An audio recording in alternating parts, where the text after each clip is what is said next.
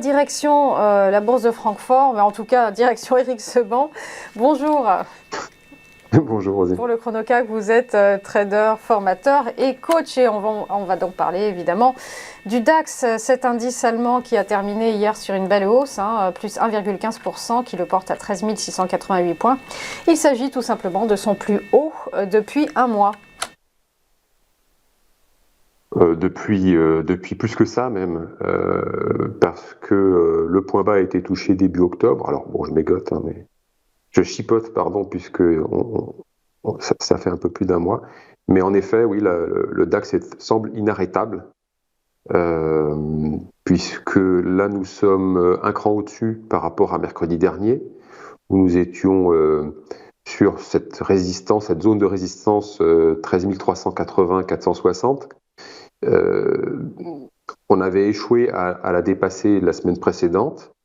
Et puis, en effet, même si mercredi dernier, il y a eu les annonces de la Fed qui ont fait baisser le marché assez fortement, assez rapidement, il s'est aussi rapidement arrêté jeudi dans le bas de cette zone pour rebondir vendredi avec un gros tirage, là, presque pas de 3% pour finir justement au-dessus de cette zone de 13 380-460.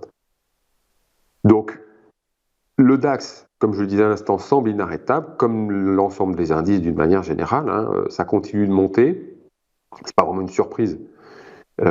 Tout comme d'ailleurs le niveau de prix actuel est au-dessus également de la résistance suivante, puisqu'on avait un double top potentiel avec le début septembre et que on l'a effacé. Il n'aura pas lieu, puisque hier on a clôturé au-dessus. Et puis maintenant, c'est direction l'objectif suivant, 13 950. Un petit peu comme chaque semaine, on casse les résistances les unes derrière les autres, les unes après les autres, sans trop de surprise, parce qu'on a un contexte qui est fortement haussier.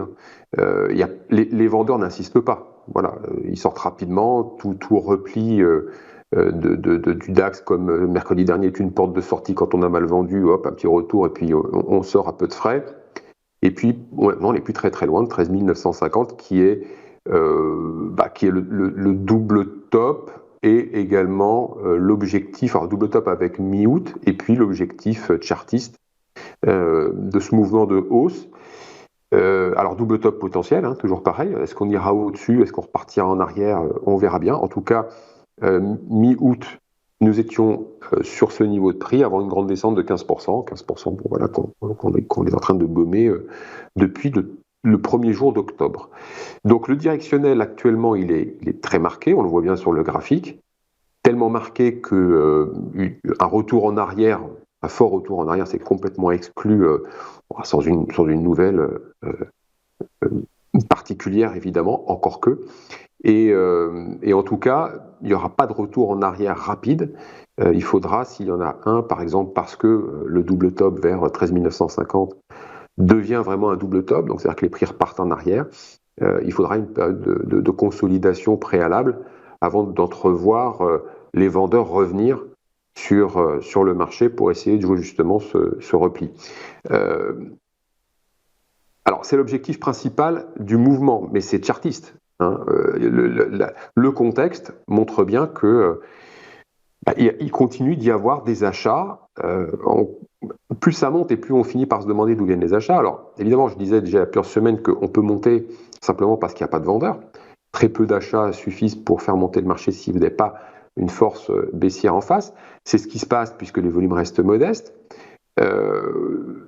Imaginez un relais au-dessus de 13 950 qui soit autre chose que de la spéculation ou du tirage de fin d'année, c'est exclu aussi, parce que le contexte n'a pas changé. On n'a pas le contexte pour déclencher des programmes d'achat de la part des gérants, que ce soit sur le plan économique, géopolitique, le manque de visibilité est toujours là. Donc, on n'a pas de raison de voir les gérants revenir avec de la conviction.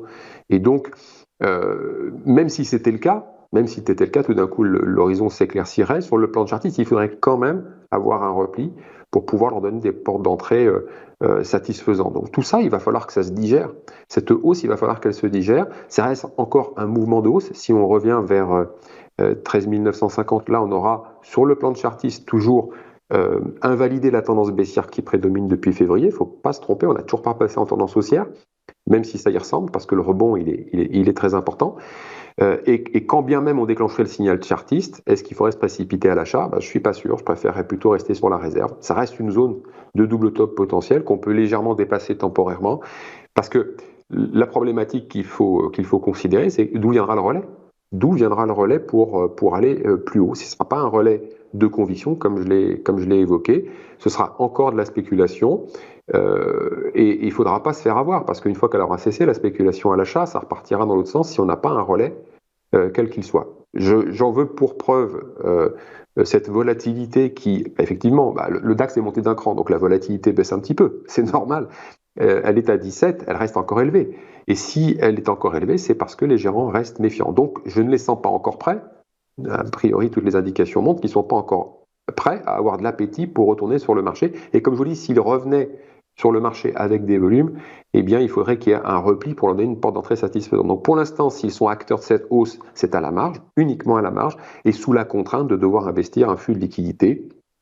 Et c'est que à la marge, c'est que de la contrainte d'investissement. Bon, évidemment, on a toujours ce flux d'achat qui est généré par la spéculation qui est prise à contre-pied. Alors, la spéculation, c'est surtout les vendeurs d'options, des options de hausse. Quand on veut protéger sa position, il faut acheter le sous-jacent. Donc ça, c'est depuis des semaines que ça se passe. Et puis qu'on continue à monter, et plus ça va continuer à acheter de ce côté-là, au moins jusqu'à l'échéance donc trimestrielle, c'est-à-dire la fin du mois de décembre. Et puis le contexte n'ayant pas changé, eh bien, il ne faut pas, comme depuis des semaines, on ne verra pas les gérants de retour tout de suite. Donc, attention, voilà, ça monte, oui, c'est un mouvement, oui, peut-être une invalidation de la tendance en cours, oui. Le relais, non. Alors, il ne faut pas se faire avoir, il ne faut pas prendre le signal chartiste simplement parce qu'il y a un signal chartiste. Il faut tenir compte du contexte, et le contexte, il est inchangé, pas de visibilité. Le retour des gérants, ce n'est pas pour l'immédiat. On arrive à la fin de l'année, ce n'est pas vraiment la saison pour prendre des initiatives. C'est un petit peu tôt pour parler de fin d'année, mais on voit bien quand même qu'on s'achemine vers quelque chose qui sera bien tiré, et un retour en arrière peu probable tout de suite, mais qui viendra forcément à un moment, parce que le relais, il va falloir qu'il se matérialise autrement que par le contexte actuel. Prudence donc. Merci beaucoup Éric Sevran.